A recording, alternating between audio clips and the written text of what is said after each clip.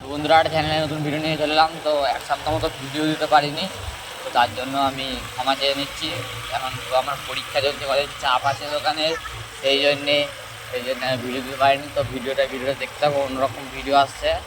তো বন্ধুরা আমি ভিডিওটা এক ভেবে করেছিলাম আর এক ভেবে হয়ে গেছে।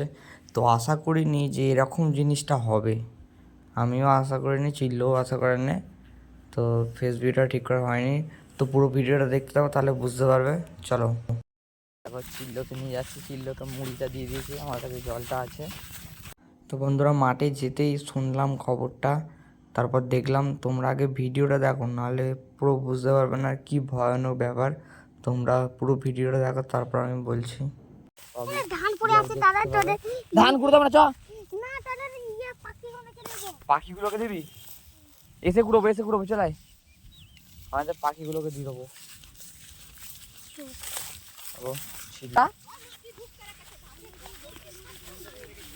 ওটাকে ইয়ে খেতে দিয়েছিলাম তো এই 10 দিন আগে। কত বড় হয়েছে সাপটা?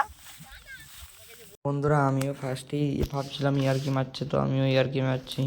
তো গিয়ে কি দেখলাম বন্ধুরা, তোমার দেখো, খালি না দেখলে বিশ্বাস করবে না। আর তোমরা যারা মাঠে এরকম কাজ করো সাবধানে কাজ করবে। আর তোমাদের সঙ্গেও এরকম আগে দেখা মানে দেখতে পেয়েছো নাকি কমেন্ট করে বলবে, ঠিক আছে? দাদা সাপগুলো কয় কয় এই তো গর্ত আমরা মিচি মিচি বলছি নাকি যা দেখো। এ নাও খাবারটা কোথায় রাখবে? খাবার আগে মার খাই মার কয় সাপ কয় যা গর্তটা ঢিলা চাপা দিয়া আছে ওখানে তোর মাছ সাপ ভাই দেখেন এই গর্তটাই আছে, এই সব মুখটা আমরা মাটি চাপা দিয়ে রেখে মাটি চাপা দিয়ে গেছিস? কাকিকেই কামড়ে দিল, মুখটা পুরো এই দিকেই আছে, এরকম গোল হয়ে বসা আছে এই মুখটা। ওই তো গর্ত কয় হ্যাঁ সাপটা কয়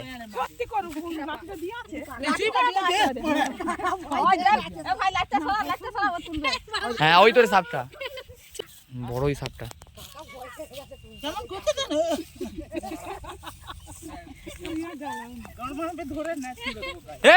তুমি ভয় লাগবে না, হাত দিতে হবে না। দেখাবি তোর মাছ ওই আমাদের তারাপেই মনে আছে ঢুকে যাবে, গেছে ঢুকেছে, আমরা তো কেটে কেটে আছে সাবধানে পায় তো মানুষের পায়ে। এই সব জমিগুলোতে ওটা দেখছি কত পুরনো মাল যা ওই তো ধান কাটা গাড়ি ওদিকে ছুটবি, আগুন দিয়ে দিবি, এরা টপরা বেরোবে না তো, এরা ছুটবেও না। না না লাগা লাগা কাকা এই তো লাগা এই যে শালা ফসফস করছে রে। ওই দাই আদি মারো এখানে যে দের হ্যাঁ এক সাইডে মার ভিতরে কোন দিকে যাচ্ছে ওই দিকে থাকে মনে হয়। ভাই মার মাথাটা দেখছে, মাথাটা দেখ, মাথাটা বাপ রে। হ্যাঁ আরে বাপ রে ধানগুলো খেতে ও ধান মানুষে তো ধানটা বাবা রে মানুষের জীবন চলে যেত। দেখ এখনো মরেনি, বল মার, মরেছে নাকি? ভাই আগুন দিবি, আগুন তো দিতে হয়। কাকা চন্দ্র বুড়া গো। হ্যাঁ পেটটা অনেক বিরাট মোটা সাপটা। চন্দ্র বুড়া ওরকম। হ্যাঁ বাবা লো, এত গদা পাড়া বাবা। ওরে আরে গোত্রে এই না আসতে না আরে মারো মারো দাদা, কতখানি দাদা গর্তটা ঢুকেছিল।